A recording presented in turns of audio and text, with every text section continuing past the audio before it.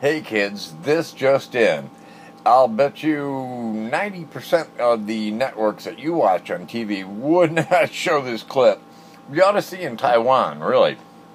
In Taiwan, all of these farmers, I'm talking hundreds of them, perhaps even thousands, a whole crapload of them, okay?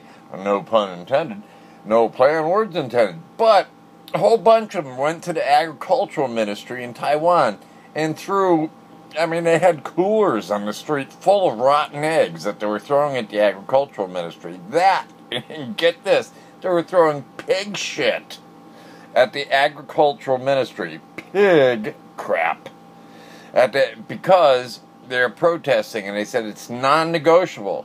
The farmers do not want American beef imported there because of the use of racapine or something to that effect, which is a growth hormone, which is common in American beef. Now, for those of you who don't eat pork, they use, good thing you don't, they use growth enhancers in that as well. And the farmers are protesting because they said soon American growth enhanced pork will end up on their shores as well, and they don't want it. And geez, if that doesn't tell you something, geez, these are farmers that have been farming for thousands of years, probably before our civilization, the white man got here and everything. Oriental farmers, Asian farmers, whatever you want to call it, were farming without growth hormones and stuff, and they have a right to demand that their beef and that their pork and things does not contain chemical growth enhancing hormones like we are fed every day. I bet you didn't know this, but in a lot of Asian countries, Japan in particular, they won't, certain, how can I put this? In other countries, they just will not allow the growth hormones that we allow in our chickens, our pork, our beef, everything, cows, chickens, and pigs. We use growth hormones in it, okay? A lot of these countries, okay, have treaties or whatever, agreements that they're not going to use any of these hormones, eat any of these hormones, eat any of our stuff with the hormones in it now for about 20 years, because I want to see what's going to happen to Americans. It's been going on for slightly under 20 years now, all this crap we've been adding to our food. So we might just find out soon enough what this crap's going to do to us. Something to think about. I don't know, supposing we start ending up with all these growths on us. Who knows what happens when you want to hear something weird? Okay, they're using genes from a deep sea crab, a little crab. The great big, I don't know, crabs that grow in Alaska and everything that live underneath the ice and stuff. Great big crab.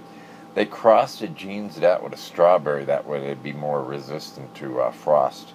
Because we have a problem with that. We get a whole strawberry crop wiped out with frost in Florida. But by crossing genes with these deep sea fish, who knows, one day you're going to peg your strawberry with your fork and everything, it'll skitter across the across your plate and everything. It's grown 6 legs. You little crab freaking. You wake up in the middle of the night and you're surrounded by hungry strawberries in your bed. They've gotten up and somehow figured out a way to push their refrigerator open, and you look down and there's 50 strawberry crabs in your bed attacking. Well, maybe that's a bit of a stretch. Just something to think about, folks. You might want to call your legislators and say, geez, do you eat Kobe beef? Really expensive beef that whatever, that your legislators are living high in the hog while you live on their food. They probably wouldn't feed their own families. But at any rate, I digress. I just want you to, understand that in other countries, folks are throwing pig shit and rotten eggs over the idea of bringing in American beef. What does that tell you? Something to think about. You might want to call your legislators on that one too. I'm going to keep encouraging people. Go to the blue pages, call your legislator, give them hell. It's your life, right? Loving you, trying to keep you on the QT, you know? Trying to give you the 411, as they say. This is John, loving you, praying for you, and just trying to keep you informed. And if you get another drunken broadcaster, one that's cut off and everything, I mean, geez, what do you want? I have no sponsorship. I have no professionality about this whole thing. It's just one guy who's trying to be your friend. Do I need friends? Probably not. I have a friend in Jesus. Nah, I'm not even going to give you that, but I do. God loves me. He loves you too. I mean, he does, really. And he wants the best for you. And that's why he put crazies like me out there. Every now and then you bump into somebody who's going to tell you the truth. And hang on to those people that tell you the truth, because if they tell you the truth, they love you. And how else can you show a person you love them except to tell them the truth? And you try to cushion the fall and you pray for them and everything, because it's not easy to hear the truth. But geez, you know, somebody's got to do it. I'm out of here. I'm still loving you. I'm still praying for you. And I'm still your friend. I know. Geez, for friends like me.